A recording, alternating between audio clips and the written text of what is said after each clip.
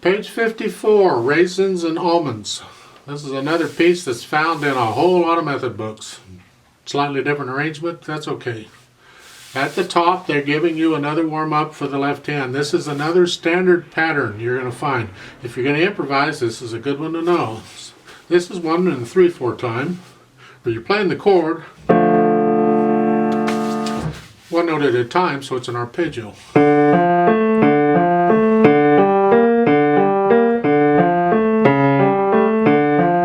Something like that. I didn't play the whole thing, but you get the idea. So it's a good one to know. Now, in Raisins and Almonds, underneath the bottom line, there's a note to choose your own dynamics. A lot of people do that anyway, but yeah, you do that. You decide how you can experiment. One time you'll do it one way and another is another way. It's nice.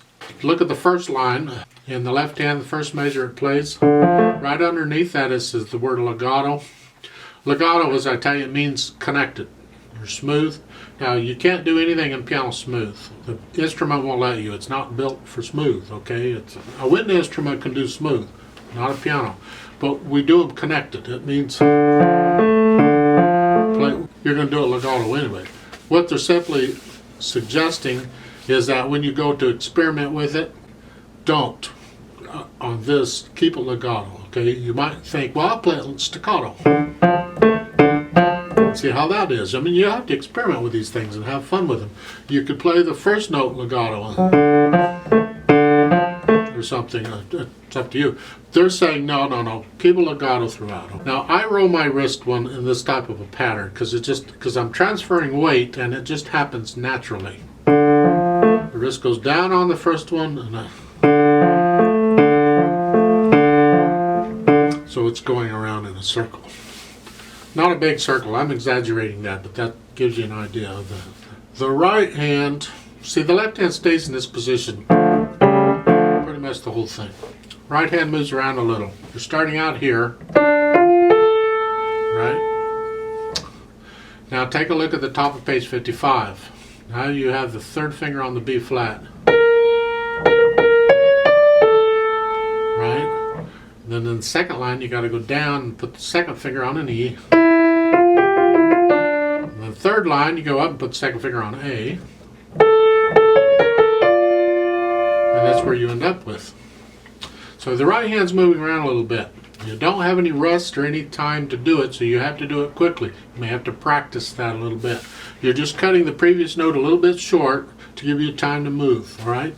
It does work out in a sense because it's between phrases, and you want a little silence between the phrase anyway. For the melody, you don't have to break the accompaniment, just the melody.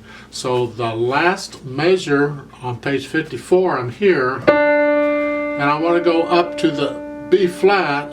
I'm just going to break the phrase and move up. Now, if your hand's big enough, you can actually just move the hand up or out, stretch the hand out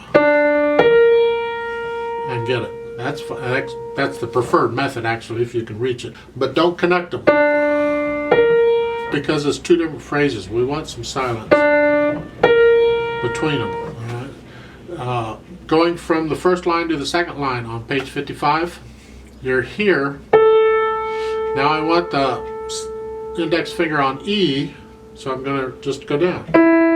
And that gives me that little silence I need between the phrases. So that works out very well. The left hand, no silence, you just connect. So A, right, but the left hand stays connected. So if you get the feeling the phrasing applies to the melody, you could be correct in most cases. There are probably times when it might apply to the harmony too, but in most cases it's the melody. In this piece, it's the melody. The last measure is a quarter note with a fermata, so I'm going to hold that for 2 counts instead of 1. Because I'm playing with a metronome, you know the story. The ritardando at the end there, on the last line of page 55, the ritardando. That means to slow down. I'm not going to slow down because I'm playing with a metronome. You can slow down on your own. Okay, this is a good example of bringing out the melody and why it's important. Because if I play the first line and I don't bring out the melody, I'm going to get this because the left hand is so busy. So.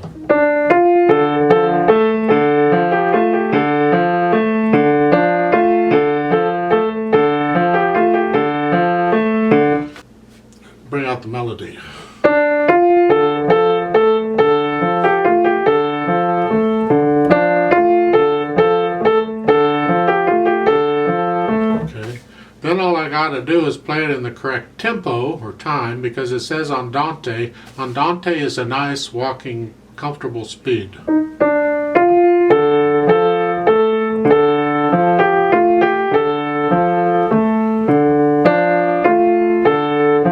It's just a nice, comfortable speed, depending on the mood you're in and so forth. 3/4 time, but it has 2-beat pickup. So what I'm going to do is give you a full 3 counts plus 1, and then we'll play it together slowly. So let's try it. You already know about the F or the B flat and C sharp and all that. You know, in the top of page 55, second measure, right hand, you said B flat, C sharp. Right? If you watch it, you get it again a couple times later. Right hand, left hand, no pedal. 1, 2, 3, go.